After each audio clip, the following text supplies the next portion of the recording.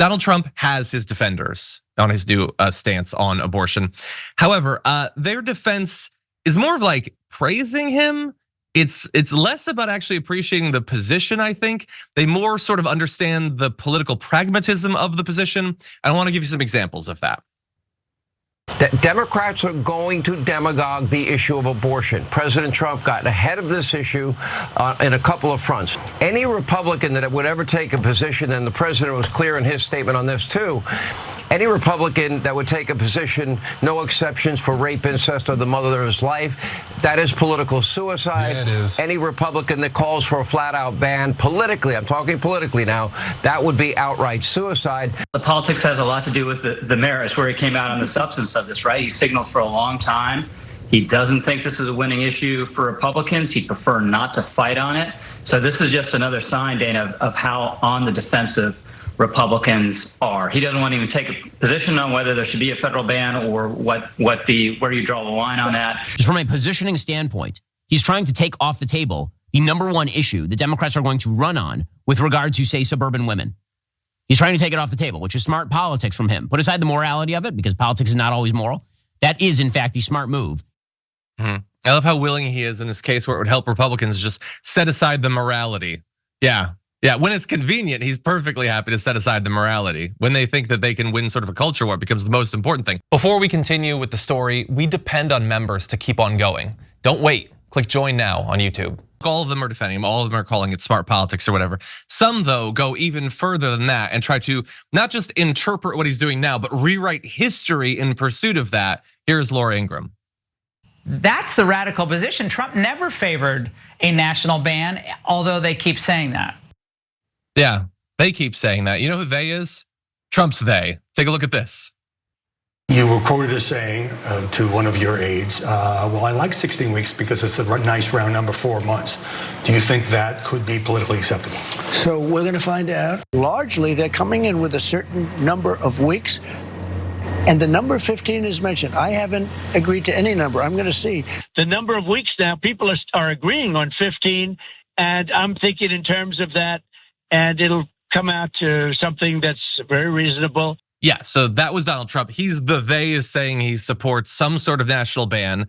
And I would expect that Laura Ingraham would be familiar with that, not only because it's like her preferred presidential candidate saying it, but two of those clips, he was saying it on Fox News. But again, she's not gonna let that stop her from trying to rewrite history to make Donald Trump seem more moderate than he actually is. What do you think, Yes?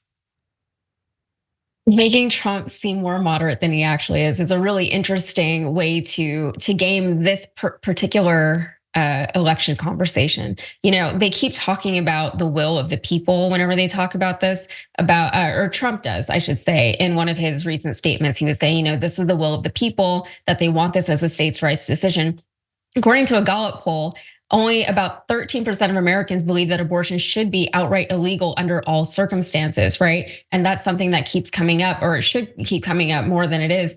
And a lot of the criticism with Trump on this issue is that he isn't clear or hasn't been clear on what his actual stance is.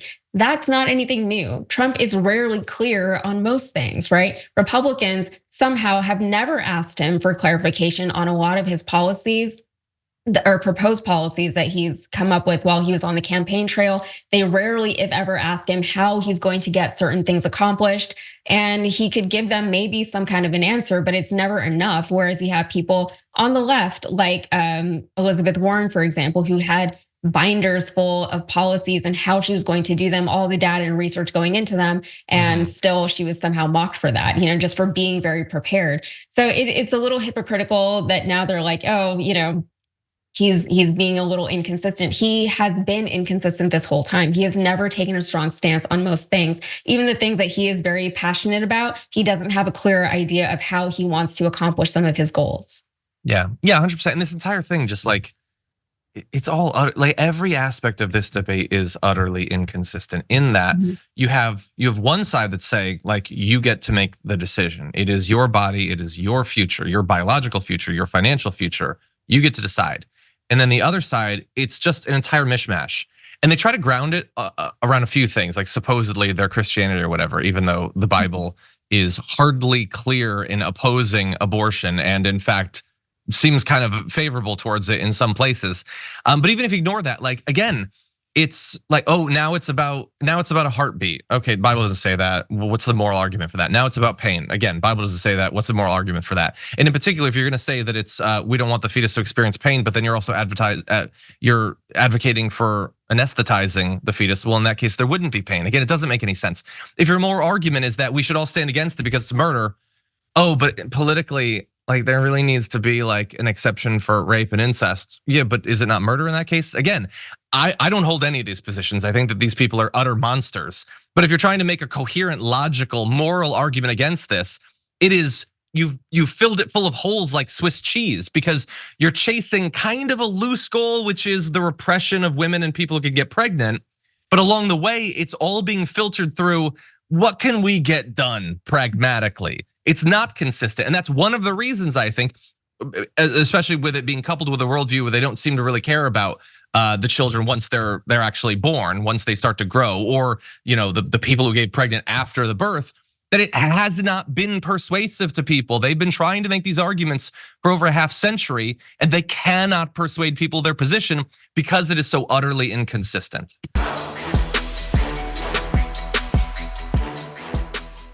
Thanks for watching our video. Did you know that you can support our show by becoming a subscriber? Just click the subscribe button and also ring the bell so that you get notifications when we're live or when we post new content.